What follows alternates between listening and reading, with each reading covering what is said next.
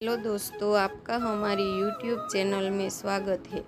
आज हम आपके लिए एक सच्ची घटना पर आधारित एक वीडियो लाए हैं। भगवान श्री कृष्ण का जीवन चरित्र सहज ही याद हो आता है। मथुरा की एक कैद में माता देवकी के गर्भ से जन्मे श्री कृष्ण ने अपने आचरण से मानव जाति के सामने कई ऐसे उदाहरण रखे जो जीने की राह दिखाते हैं। ऐसा ही नहीं, एक उदाहरण है उनके रणछोड़ बनने का।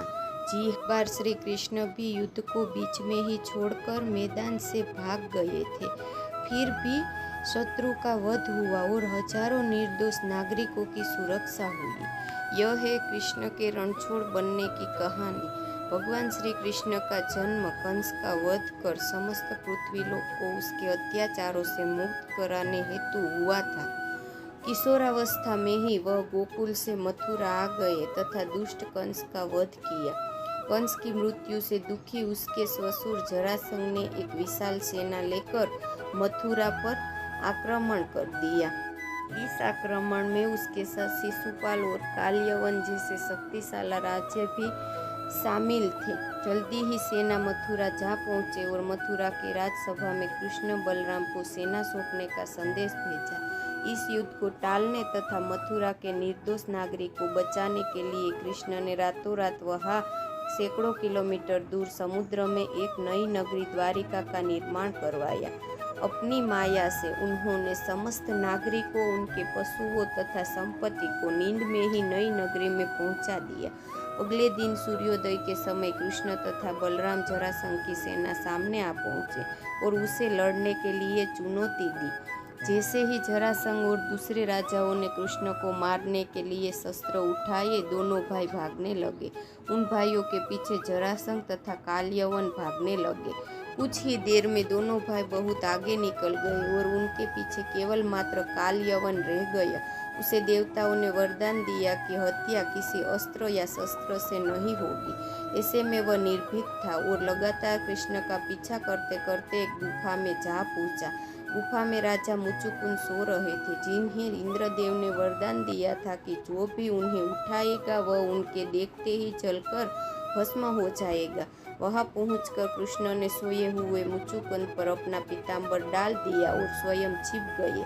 काल्यवन भी वहां जा पहुंचा, पर सोए हुए राजा मुचुकुंद पर पीताम्बर देख उन्हें कृष्ण समझ बैठा। उन्हें मुचुकुंद को उठाने के लिए लात मारी, जिसके कारण निंद्रा खुल गई और उनके देखते ही काल्यवन वहीं पर जलकर भस्म हो गया।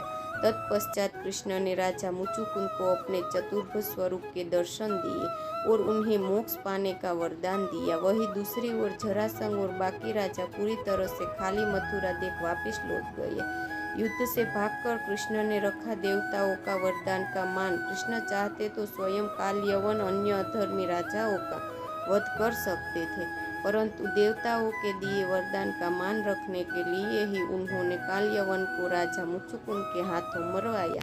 बाद में जरासंध का वध पांडुपुत्र भीष्म के हाथों करवर पुत्रा का काम कर दिया। इस तरह कृष्ण ने दिया दुनिया को उदाहरण। इस कहानी के बाद कृष्ण के नाम के साथ हमेशा रणछोड़ छोड़ दिए। इस कहानी से सीख मिलती है कि अनावश्यक ताकत का प्रदर्शन नहीं कर बुद्धि बल से काम लेना चाहिए।